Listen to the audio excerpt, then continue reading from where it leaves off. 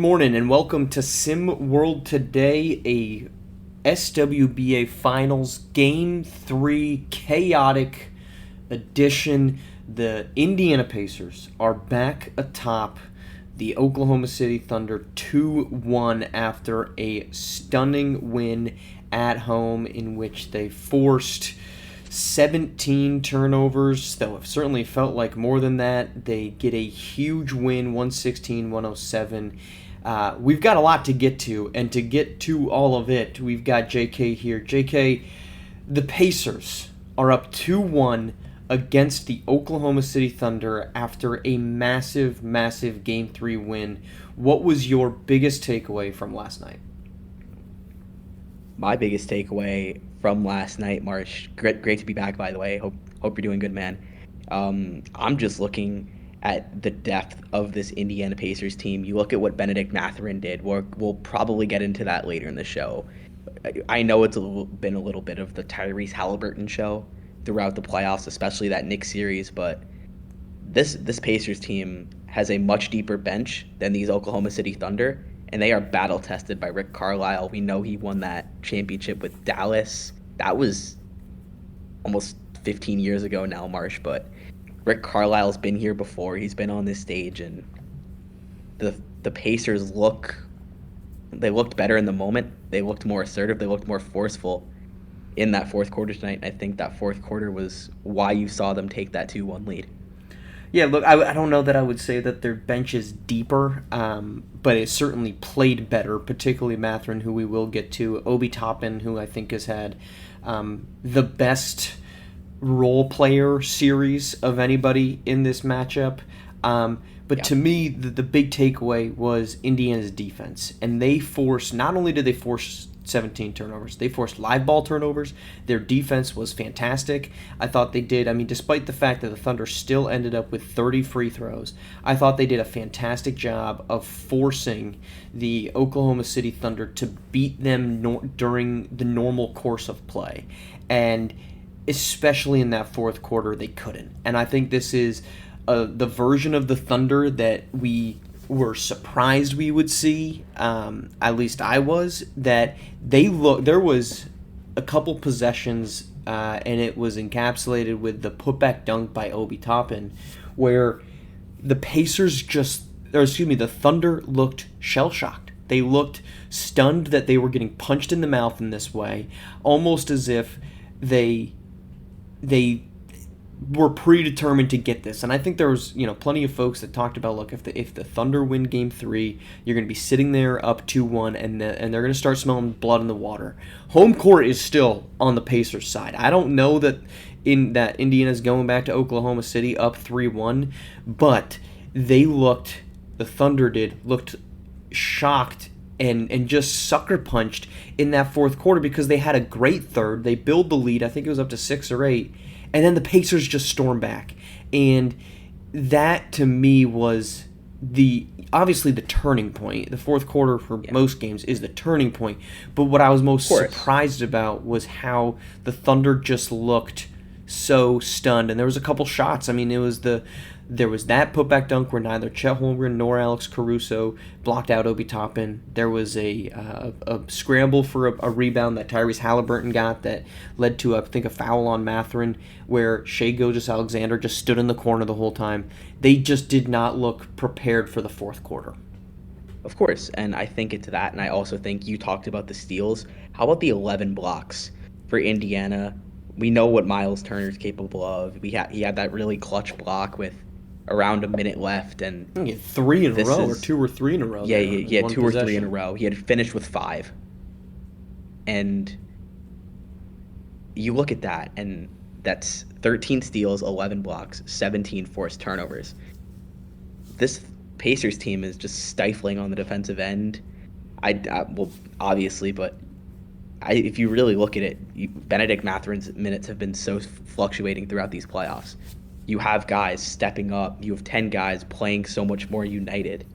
You have Shai Gilgeous-Alexander playing his game. You have Chet Holmgren playing his game. I think that the Pacers, they look like such a threat, and they've looked like such a threat all playoffs because they play 10 players deep, and no, there's not a single player on that team that puts their own numbers first.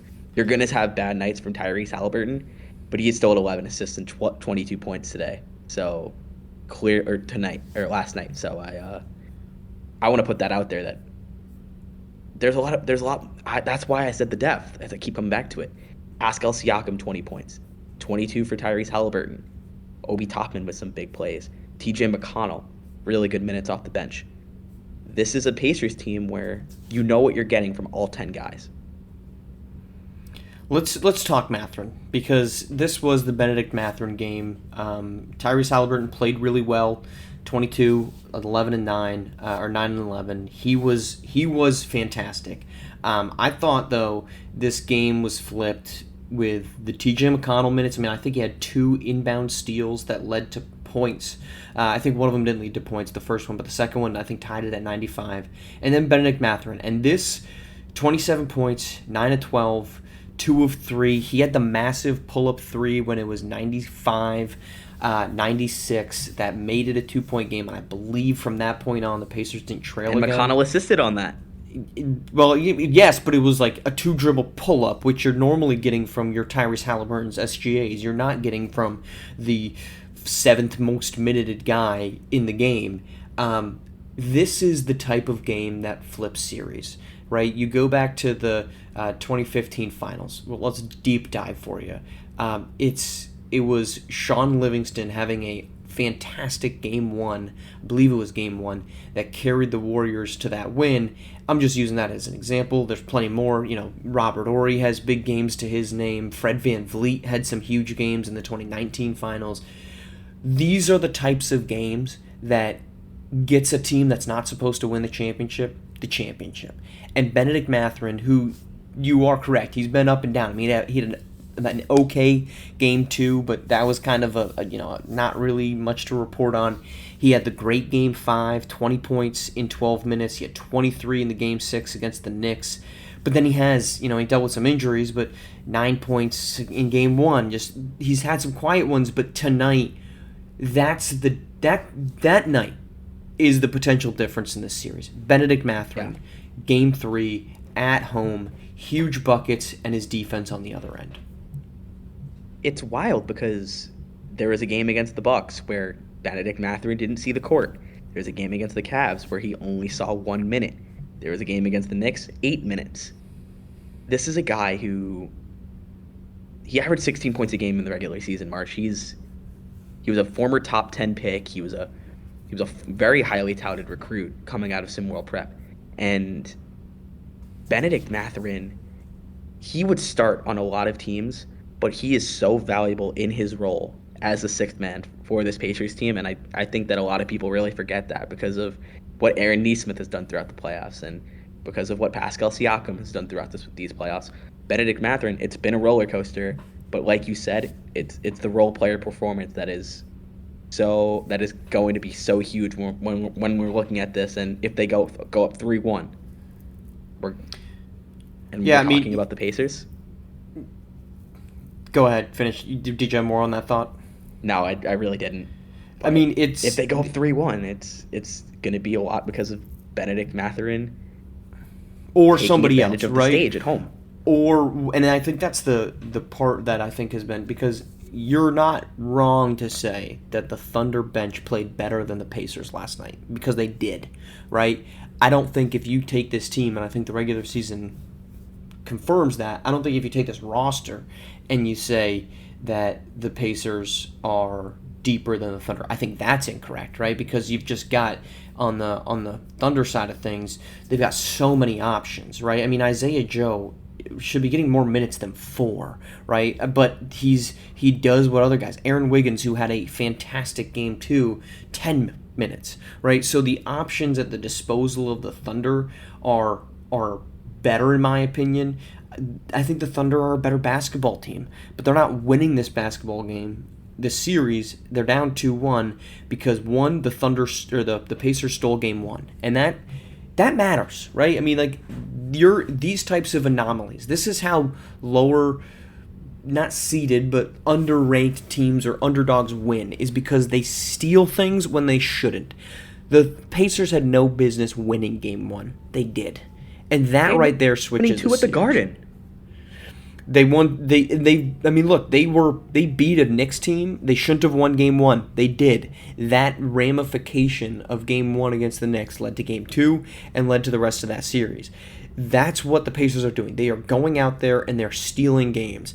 And it's not necessarily a talent level item. It's a who's at the helm. And you made the point earlier. Rick Carlisle has been here, right? He's been with good basketball teams that he has pushed them higher. He's the oldest coach to ever coach in a finals. He takes down the Miami Heat in 2011 with Dirk and company. A matchup very similar to this. The best team in the league's on the other side. You've got, certainly at that point, a better Dirk than Tyrese. There's no question about that.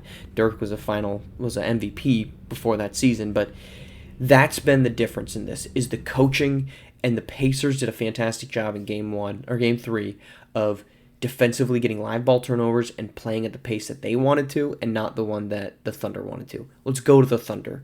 They're down 1-2. They have Game 4 on the road. They have not taken home court advantage back from the Pacers. This thing's going 6. I don't think the Pacers win the next 2. This thing feels like it's going 6. In your opinion, is this over, or do you see the Thunder rallying back? It's not over. I've noticed a trend throughout these playoffs, Marsh. I'm really just talking about a certain side of the Eastern Conference. You notice Knicks took 2 in Boston, went on to win the series. Pacers took 2 in New York, went on to win the series. But both of those teams, the Celtics Pacers and took the Knicks, 2 in Cleveland. Pacers took 2 in Cleveland. Like they obviously went on to win the series. But you think about it this way: the Game 3s and the Game 4s, they were crucial. Knicks won Game 3, Celtics won Game 3,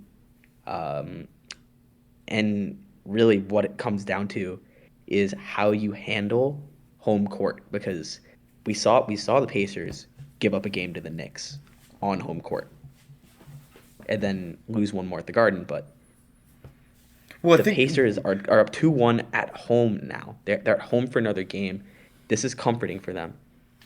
It's because they don't don't the Garden. They don't care. Cleveland. Doesn't matter. They don't care about it. Yeah, and of course, but they don't need it. Is my point. But I still believe in the Thunder because you saw some bad stuff from Chet Holmgren in the home stretch of this game.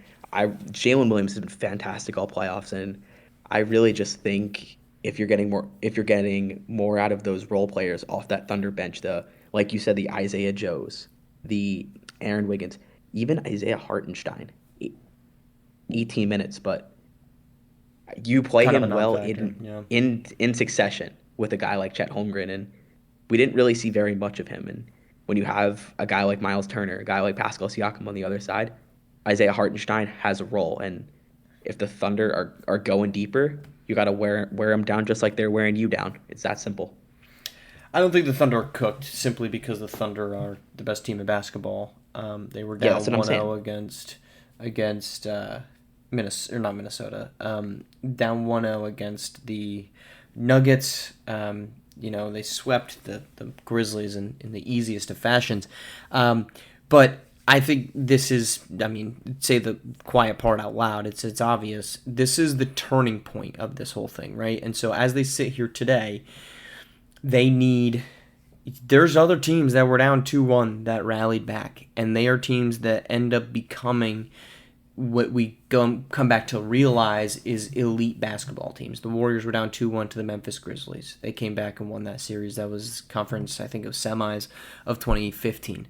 The Cavaliers, obviously, down 3-1. They rally back and win that series. I'm trying to see what the finals...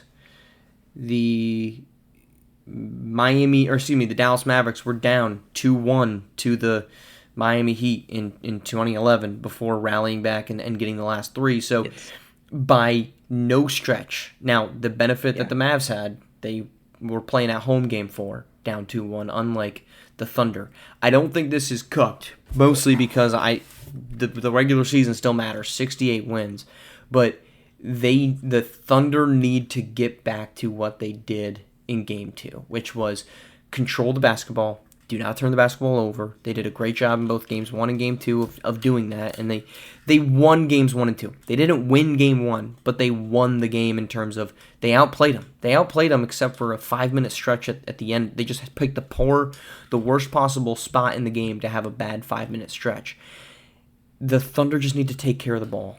And if they are able to do that, and set their defense and control the pace, the Thunder can still win this thing. By no stretch do I think this is over. And despite picking the Thunder, because I just am going to go off of this is the better basketball team, more talented, I'm rooting for Indiana because this has made it much more entertaining in an otherwise, I think a lot of people walked in and it was 2 small markets that nobody cared about with 2 star players that nobody's marketed. And there's one team that's really good and one that's surprised that it's here. And that's why we saw bad ratings in Game 2. That's why bad ratings in Game 1 after what's been a really good rated postseason. That changes, in my opinion, or at least it should, if the Pacers start getting frisky and putting the Thunder on the ropes. Yeah. And I think that this Thunder team, they are the best team in basketball through and through.